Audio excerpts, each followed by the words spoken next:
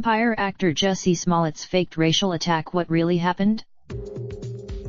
Jussie Smollett, an actor known for playing Jamal Lyon in U.S. hip-hop drama Empire, has been catapulted to an international platform after his claims of being a victim of a racist and homophobic attack have turned into one of Hollywood's most baffling mysteries.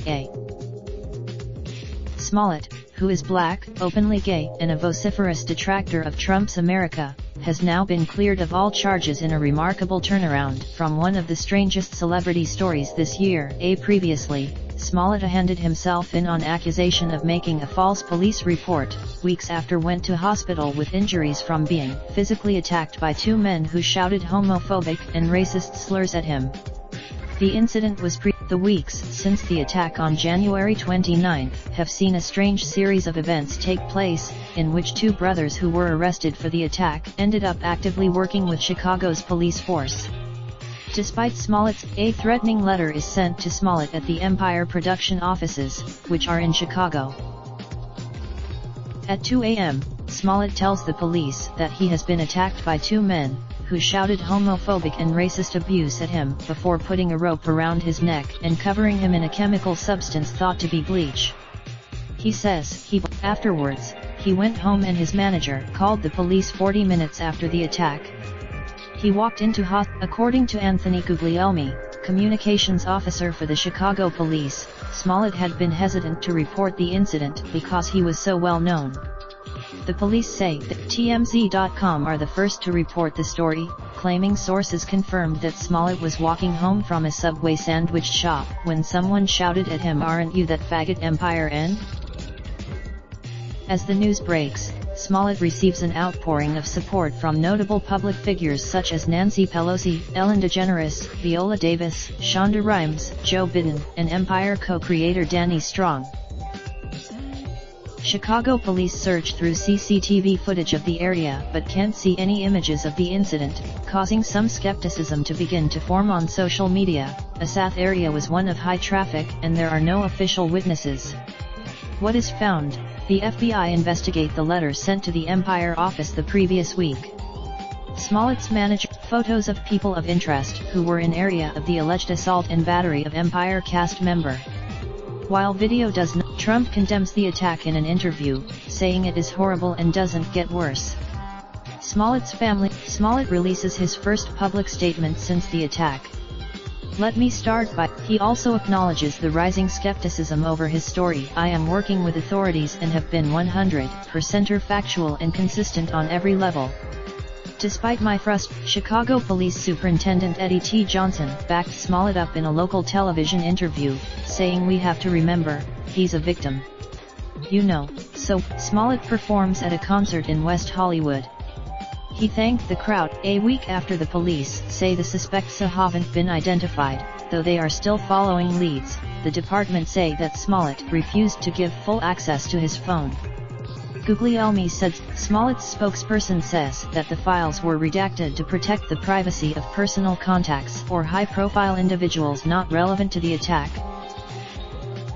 Two brothers, Obabinjo Osundero and Abimbola Osundero, are detained by the Chicago police after arriving in the city's airport from Nigeria. They are of Nigeria. The brothers' attorney, Gloria Schmidt, tells CBS that the brothers were mystified by the police interest in them, and that they know Smollett professionally. When they first learned about what happened to him, they were horrified. This is someone they're really baffled why they are people of interest. They really don't Smollett, meanwhile, gives his first interview about the incident to Good Morning America. In it, Smollett also explained that, while the incident took place beneath a CCTV camera, the camera was facing north away from the attack when it happened, meaning that none of it was captured. That was disappointing. He was also quizzed about the lack of phone accounts. Smollett said, "The speculation that has been bubbling up on social media also starts to appear in the press." ABC 7, Century Fox TV and Fox Entertainment, the studios behind Empire, release a statement denying any plans to remove Smollett from the show. The idea that Jussie Smollett has been, or would be, written out of Empire is patently ridiculous.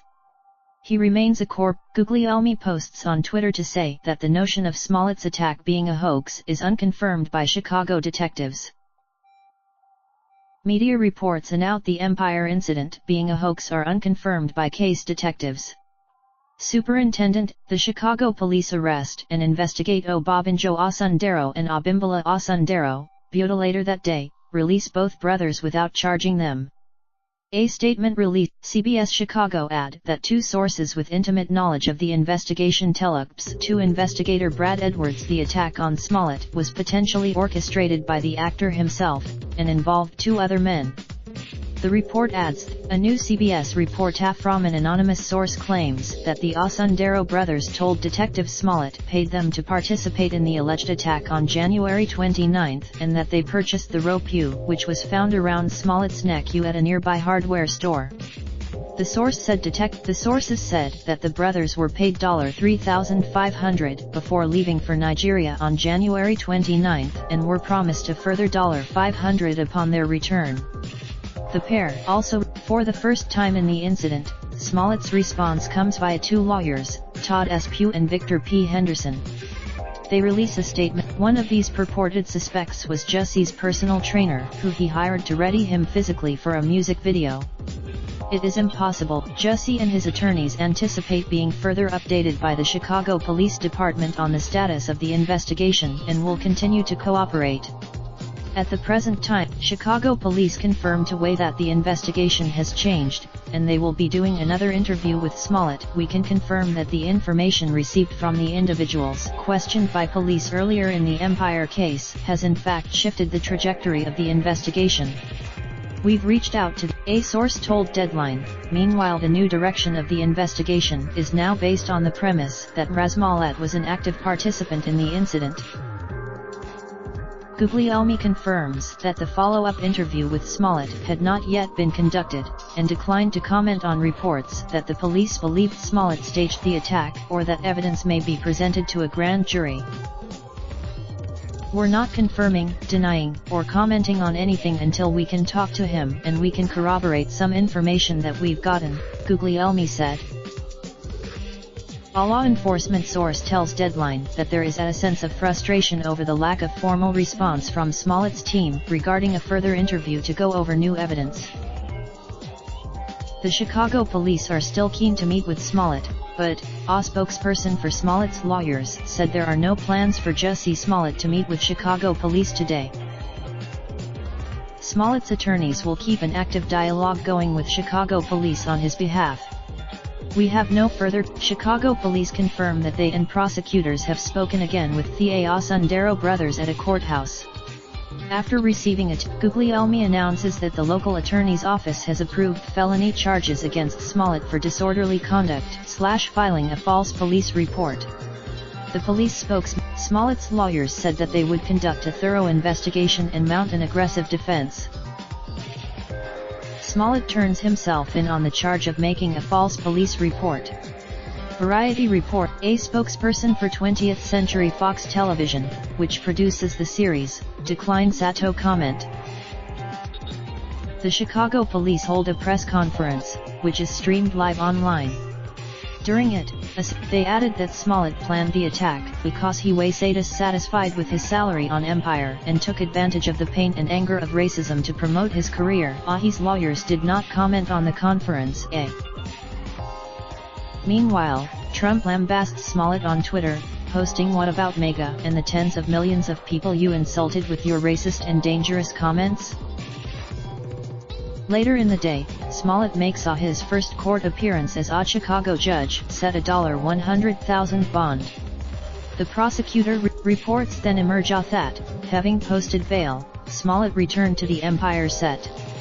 He allegedly told Smollett's legal team issue a statement saying that Smollett was a young man of impeccable character and integrity who fiercely and solemnly maintains his innocence.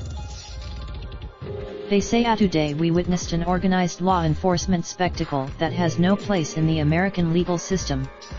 The presumption of it, Mr. Smollett is a young man of impeccable character and integrity who fiercely and solemnly maintains his innocence and feels betrayed by a system that apparently wants to skip due process and proceed directly to sentencing. Smollett is suspended from the final 2 episodes of the current series of Empire.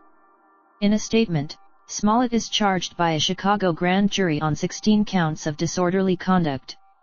He is to appear in a move that barely anybody saw coming. The Cook County State's Attorney's Office announces that they have dropped all charges against Smollett. They did not explain. After reviewing all of the facts and circumstances of the case, the state's attorney's office said in a statement, including Mr. Smollett's volunteer service in the community, an agreement to forfeit his bond to the city of Chicago, we believe this outcome is a just disposition and appropriate resolution to this case. Smollett will no longer face trial, and is, once again, a free man with a clean record. Raindrop, drop top smoking, no cooking the hot pot. Fucking on your bitch, yeah, that. Looking up, open the park pot.